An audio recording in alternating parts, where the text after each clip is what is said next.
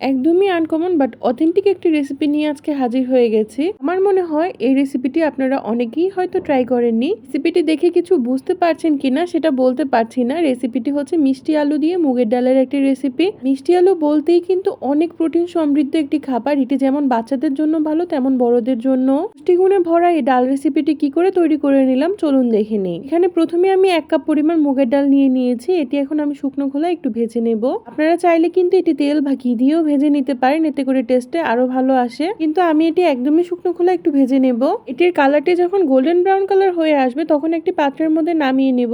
ডালগুলো একটি পাত্রের মধ্যে ঢেলে নিয়ে এটি খুব ভালো করে আমি জল দিয়ে কিছুক্ষণ ভিজিয়ে রাখবো এবং ধুয়ে খুব ভালো করে পরিষ্কার করে নেব। অবশ্যই হাতের সাহায্যে ডালগুলো খুব ভালো করে পরিষ্কার করে নিতে হবে, কারণ ডালের মধ্যে অনেক ধরনের ময়লা থাকে। খুব ভালো করে ডালগুলো ধোয়া হয়ে গেলে এগুলো খুব ভালো করে সিদ্ধ করে নেওয়ার পালা। এখন আমি ডালগুলো খুব ভালোভাবে যেহেতু পরিষ্কার করে নিয়েছি, তাই এগুলো এখন যা যা দিয়ে সিদ্ধ করা দরকার সবকিছু একসাথে আমি দিয়ে দিব। প্রথমে আমি ওভেনটি ধরিয়ে নিয়ে তারপর এর মধ্যে ফ্রাই প্যান বসিয়ে দিয়েছি, দিয়ে পরিষ্কার করে ধুয়ে রাখা ডালগুলো দিয়ে দিলাম। ডালগুলো সিদ্ধ হওয়ার জন্য পর্যাপ্ত পরিমাণে এখানে যতটুকু জল দরকার আমি সবটুকু দিয়ে দিয়েছি। এখানে প্রায় 2 কাপের মতো আমি জল দিয়েছি। আপনারা আপনাদের পছন্দ মতো ঘন ডাল কিংবা পাতলা ডাল যেটিই তৈরি করতে চান সেই অনুযায়ী এখানে জলটি ব্যবহার করবেন। এই হচ্ছে মিষ্টি আলু। কম বেশি সবাই আমরা মিষ্টি আলু কিন্তু চিনে থাকি, কিন্তু এভাবে কখনো মিষ্টি আলু দিয়ে ডাল রান্না করে খেয়েছেন কিনা অবশ্যই কমেন্ট করে জানাতে কিন্তু ভুলবেন না। মুগ ডালের মধ্যে এখানে আমি মিষ্টি আলু দিয়ে দিয়েছি। আলুগুলো একটু বড় বড় করেই কেটে নিয়েছি। দিয়ে দিলাম পরিমাণ মতো হলুদ, লবণ এবং মরিচ। আর সেদ্ধ করার সময় এখানে আমি কাঁচা মরিচ ব্যবহার করব এবং ডালটি যখন ফোড়ন করব তখন আমি ওখানে শুকনো মরিচ ব্যবহার করব।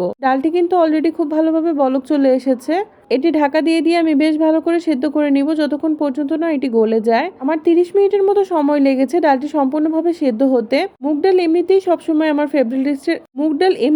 ফেভারিট লিস্টে সবসময় 1 নম্বরে থাকে। খুব সুন্দর ফ্লেভারও ছাড়ছিল যেহেতু ডালগুলো আমি খুব ভালো করে ভেজে নিয়েছিলাম। তো এখন ডালের ফোড়ন করে নেওয়ার পালা। এখানে আমি ফ্রাই প্যানের মধ্যে তেল দিয়ে দিয়েছি 2 টেবিল চামচ পরিমাণ। তারপরে দিয়ে দিয়েছি তেজপাতা এবং শুকনো মরিচ। শুকনো মরিচগুলো খুব ভালো করে ভাজা হয়ে গেলে এর মধ্যে দিয়ে দিব আস্ত মৌরি বা সব, দিয়ে দিব 1 টেবিল চামচ পরিমাণ আস্ত জিরে। ফোড়নটি খুব ভালোভাবে ভাজা হয়ে যাওয়ার জন্য কিছুক্ষণ অপেক্ষা করে দিয়ে দিতে হবে সেদ্ধ করে রাখা ডালটি। সাথে কিন্তু মিষ্টি আলুও ছিল। মিষ্টি আলুটি কিন্তু কোনোভাবেই গলিয়ে ফেলা যাবে না, আস্তে আস্তে রাখলে এটি খেতে খুব বেশি ভালো লাগে। তো ডালটি কিন্তু অলরেডি আমার ফোড়ন করা কমপ্লিট। এই ডালটির স্বাদ কিন্তু আরেকটু বাড়িয়ে দেওয়ার জন্য এখানে আমি 1/2 টেবিল চামচ পরিমাণ চিনি ব্যবহার করেছি, কারণ মিষ্টি আলুগুলো অত পরিমাণে মিষ্টি ছিল না। আপনারা যে মিষ্টি আলুটি ব্যবহার করবেন ওটি যদি বেশি পরিমাণে মিষ্টি হয়ে থাকে তাহলে এখানে চিনি ব্যবহার করার কোনো দরকার নেই। ফাইনালি কিন্তু তৈরি হয়ে গেছে অনেক পুষ্টিগুণে সমৃদ্ধ একটি রেসিপি, মিষ্টি আলু দিয়ে মুগ ডাল। রেসিপিটি যদি কখনো ট্রাই না করে থাকেন অবশ্যই একবার হলেও ট্রাই করার রিকোয়েস্ট রইল সবার কাছে। এই ডালটির টেস্ট কিন্তু অনবদ্য হয় খেতে, একবার হলেও সবাই ট্রাই করবেন, না হলে এটির টেস্ট বুঝতেই পারবেন না।